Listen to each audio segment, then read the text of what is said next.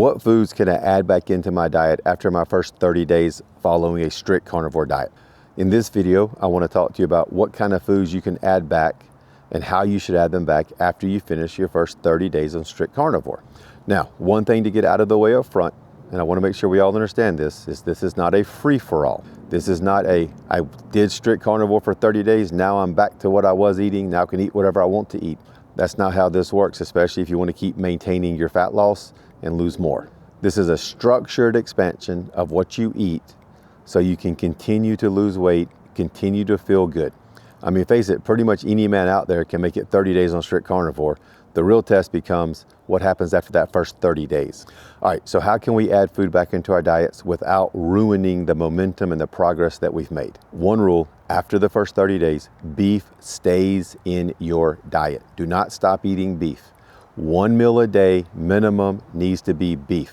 Both meals can be beef, all 3 meals can be beef, but at least one meal remains beef. And this matters because beef has the high fat content, it has the vitamins, it's going to help keep your appetite stable, it's going to help keep your energy consistent, and it's going to help keep your hunger cravings down.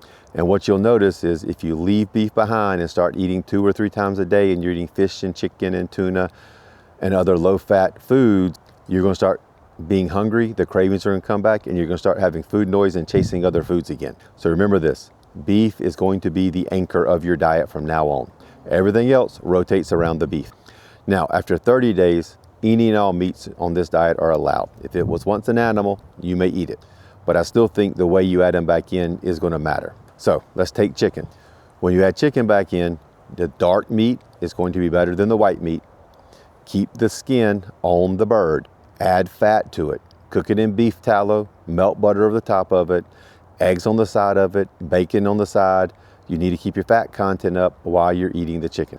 The principle doesn't change. The meat changed, but the principle doesn't change. Lean meat will create problems. Fat is required.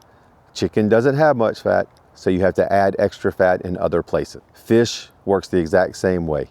When you add fish back to your diet, pick the fattier fishes. You want to eat fish like salmon and mackerel. Those are both high fat content fish. With the high fat content, these are going to help keep you full longer so your cravings don't come back. You're also going to have a better hunger rebound, like you're going to slowly get hungry at time for your next meal instead of being hungry an hour, hour and a half later. But remember, fish is rotation, not every day. So yes, you can have chicken, you can have fish, but it should look like Monday, you have steak for lunch, chicken for dinner. Tuesday, fish for lunch, steak for dinner. Wednesday, steak for lunch, ground beef for dinner. Thursday, chicken for lunch, ground beef for dinner. Friday, fish for lunch, steak for dinner. Keep it like that. Beef once a day at least, and then rotate through the other items of meat that you want to eat. Here's a big one, especially if you're like me and just absolutely love cheese. Yes, you may have dairy on the carnivore diet. I don't care what you hear other people say about avoiding dairy or only adding back in the hard cheeses. Here's how you add dairy back in and make sure that you're doing it right. There's about 40 to 50% of people in the USA that their bodies are sensitive to dairy. If you're one of these people, I'm sorry, you should really, really limit dairy, figure out which dairies you can eat, or just avoid dairy altogether. And there really is only one way to find this out besides going to a doctor and get tested for a milk lactose allergy. And that is add dairy back to your diet very slowly. And when you add dairy back in, don't make other changes. So add a dairy item back in one at a time. So pick one type of cheese, add it back in slowly, and then watch for signs that your body doesn't like dairy. This could be bloating, could be cramp, could be hunger spikes, excessive gas, then energy drops. Any of those are signals that your body doesn't like the dairy. If you eat some cheese and this happens, take a day with no dairy. You can try it again. If it happens again, that's a pretty good sign that dairy is not for you, or at least that cheese is not for you. So you might want to try different cheeses. Some people can handle like a Parmesan cheese because it's a hard cheese, but they can't handle a mozzarella because it's a soft cheese. So you may want to experiment with which different kinds of cheeses that your body handles and which cheeses your body doesn't handle. Same thing with other kinds of dairy. You can try some milk. Raw milk is better, but milk works. Try some milk. If your body accepts it, you don't have any issues, add a little bit of milk back to your diet. Sour cream, yogurt, same thing. You know, get a plain Greek yogurt. and try it. If your body handles it and there's no adverse side effects, then you can have some yogurt in your diet from time to time. But check each item individually. Don't make any other changes when you add back a dairy item.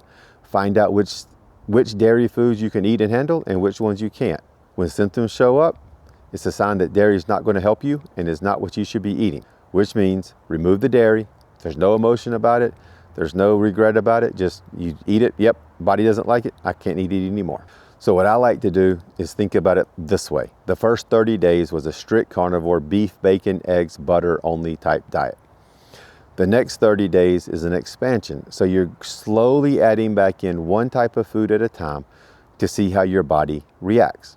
If you add a food, your body handles it. There's no bad side effects. You continue to eat it on a rotation. If your body has bad side effects, get rid of it. If you really, really want it, wait a little while, try to add it back again and see what happens. But if your body doesn't accept it, you need to avoid that type of food. So here's your pattern for the next 30 days, from day 31 to day 60. Eat beef at least once a day. That's your main source of fat and protein. Take your other meats that you want to try, add them rotationally. Don't go all chicken, don't go all fish, don't go all quail or whatever else you want to eat. Add it, rotate through it. Chicken one day, fish the next day, something else the next day, all beef the next day. Pick your rotation, rotate through it. Treat your dairy carefully, slowly, consistently, and see what happens. And I recommend that second 30-day phase to day 60, the only thing you're adding back to your diet is different types of meat and dairy. Now, when you hit day 61, and that's a subject for a different video, but day 61 is where I recommend adding back in some fruits and vegetables if you like. You can try avocado, apple, cucumber, tomato. Add back in the fruits and vegetables. Do it the exact same way we did dairy. If you want to try avocados, add an avocado, eat half an avocado for dinner, see what happens with your body. If you have different side effects and your body doesn't feel right, maybe you shouldn't be eating avocados. If you eat the avocado and there's no side effect, keep the avocado. And do that for each food you want to add. Add in one food at a time, see what happens to your body, adjust, decide if your body doesn't like it, you don't eat it. So just to summarize it up, first 30 days, strict carnivore, beef, bacon, eggs, butter. Second 30 days, experiment adding back in different types of meat on a rotation, not as a staple, and different types of dairy to see what your body can handle and what your body can't handle. After day 60, you can consider adding in fruits and vegetables, honey, to see what you like there. But at no point in time, the first 30, 60, or 90 days, should you be eating processed carbs, junk food, sugar, anything like that.